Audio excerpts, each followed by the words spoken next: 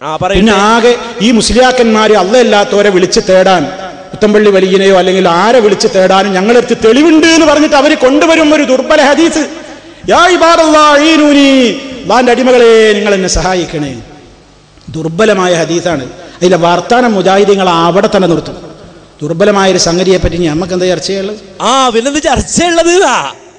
ഈ ദുർബല ഹദീസിനെ പറ്റി പിന്നെന്ത് ചർച്ചയാണ്? ഇനിത് ചർച്ച ചെയ്യാൻ സൗദിയിലേക്ക് പോണോ?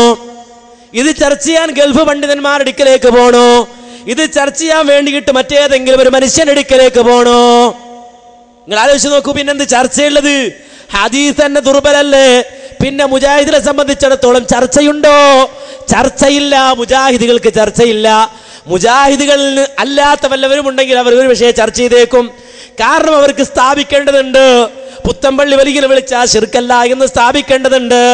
മുനമ്പത്തെ ബീവി വിളിച്ചാൽ ശിർക്കല്ല എന്ന് പറയേണ്ടതുണ്ട്. അതുകൊണ്ട് അവർക്ക് ചർച്ച ചെയ്യേണ്ടതുണ്ട്. മുജാഹിദുകൾക്ക് ചർച്ച വേണ്ട. കാരണം അത് ദുർബലമാണ്, അത് വാറോലയാണ്, അത് അസ്വീകാര്യമാണ്. ആ വിഷയത്തിൽ ചർച്ചയില്ലേ ഇല്ല. മുജാഹിദുകൾക്ക് ചർച്ചയില്ല. ഈ വിഷയത്തിൽ ദുർബലമായ ഹദീസാണ്, അത് ഇനിയും ചർച്ചക്കെടുക്കണം എന്നല്ല ഈ ഉള്ളവൻ പറഞ്ഞത്. ചിലരൊക്കെ അങ്ങനെ തെറ്റിദ്ധരിപ്പിക്കുന്നുണ്ട്. പണ്ട് ദുർബലമാണ്, ചർച്ച വേണ്ടെന്ന് പറഞ്ഞു, ഇപ്പൊ ചർച്ച വേണമെന്ന് പറഞ്ഞു. ഞാൻ അന്നും ഇന്നും പറയുന്നു അത് ദുർബലം തന്നെ. മുൻഗാമികൾ കൊടുത്ത മറുപടിക്കപ്പുറമുള്ള ഒരു വ്യാഖ്യാനത്തിലേക്ക് പോകണ്ട, ചർച്ച വേണ്ട. ഇനി അതല്ല, ആ വ്യാഖ്യാനത്തിൽ അപകടമുണ്ടെന്ന് പറഞ്ഞുകൊണ്ടാണല്ലോ ഈ ശിർക്കാരോപണം വരുന്നത്. അപ്പൊ ഒരു കൂട്ടരുടെ പേരിൽ ശിർക്കാരോപിക്കുമ്പോൾ മറുപക്ഷവും അടങ്ങി നിൽക്കുന്നില്ല, ഞങ്ങളിൽ ശിർക്കില്ല എന്നും പറയേണ്ടി വരുന്നു. അപ്പോൾ പിന്നെയും പ്രശ്നമാകുന്നത് മുൻനിർത്തിക്കൊണ്ടാണ് ഈ ഉള്ളവൻ സംസാരിച്ചത്.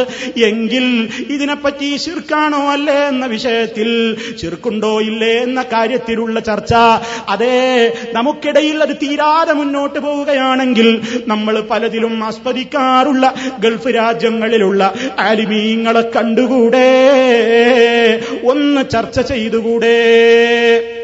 ഇതാണ് ഈ ഉള്ളവൻ ചോദിച്ചത്. ഇപ്പോഴും അതാണ് ആവർത്തിക്കാനുള്ളത്. അപ്പൊ സഹോദരന്മാരെ, ആ നിലക്ക് തെറ്റിദ്ധാരണകൾ നമ്മൾ മാറ്റിയിട്ട് എന്ത് വേണം നാം തെറ്റിദ്ധാരണകളിൽ അകപ്പെടാതെ ശിർക്കിനെതിരെയുള്ള നമ്മുടെ പോരാട്ടം, ഇപ്പോഴും അതാ എനിക്ക് പറയാനുള്ളത്. ശിർക്കിനെതിരെയുള്ള നമ്മുടെ പോരാട്ടം, ബിദ്അത്തുകൾക്കെതിരെയുള്ള നമ്മുടെ പോരാട്ടം ഭിന്ന സ്വരങ്ങളില്ലാതെ നാം മുന്നേറിക്കൊണ്ടിരിക്കണം. നിങ്ങൾ 3 ദിവസമായിട്ട് ഇവിടെ പങ്കെടുക്കുന്ന ആരെങ്കിലും ജിന്നിനോട് പ്രാർത്ഥിച്ചിട്ടുണ്ടോ എന്ന് പറഞ്ഞേ? നിങ്ങൾക്ക് പ്രതികരണമില്ലേ? ഉണ്ടോ? ഇവിടുന്ന് പറഞ്ഞോ ആരെങ്കിലും നിങ്ങളൊരു ജിന്നോട് പ്രാർത്ഥിക്കണം? പറഞ്ഞോ? ഇല്ല. അപ്പൊ പിന്നെ ആ പറഞ്ഞ ആളോട് നിങ്ങളാ പറയേണ്ടിയിരുന്നത്. ഞങ്ങളിതിന് പങ്കെടുക്കുന്ന ആളുകളാണ്, ഞങ്ങളോടാണ് നിങ്ങൾ ഇത് പറയുന്നത് എന്ന് നിങ്ങളായിരുന്നു അങ്ങോട്ട് ചോദിക്കേണ്ടിയിരുന്നത്. അപ്പോ വളരെ വ്യക്തമായി ഒരു കളവ് പ്രചരിപ്പിക്കുന്ന ആളുകളെ സംബന്ധിച്ചിടത്തോളം പിന്നെ അവർ മുജാഹിദ് പ്രസ്ഥാനത്തിൽ ഉണ്ടാകാൻ പാടുണ്ടോ? ഉണ്ടോ? അപ്പൊ പിന്നെ എന്തിനാ പിളർന്നതെന്ന് ചോദിക്കാൻ പാടുണ്ടോ? ഇല്ല. അപ്പൊ ഇത് വളരെ ലളിതമായ ഒരു സത്യ.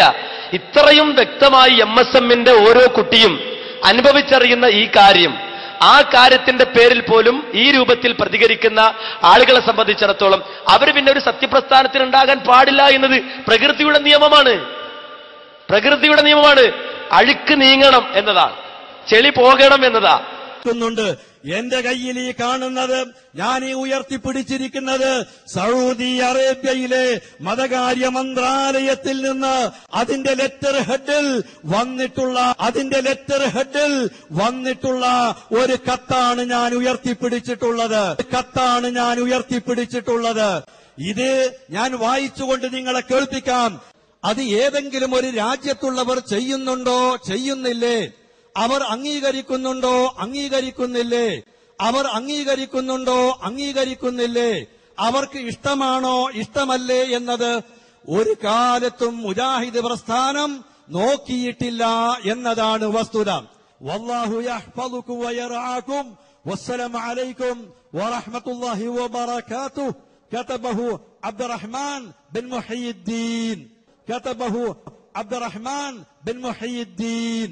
Abdulrahman bin മുഹയ്യിദ്ദീൻ. ഇനി നിങ്ങൾ പറയൂ,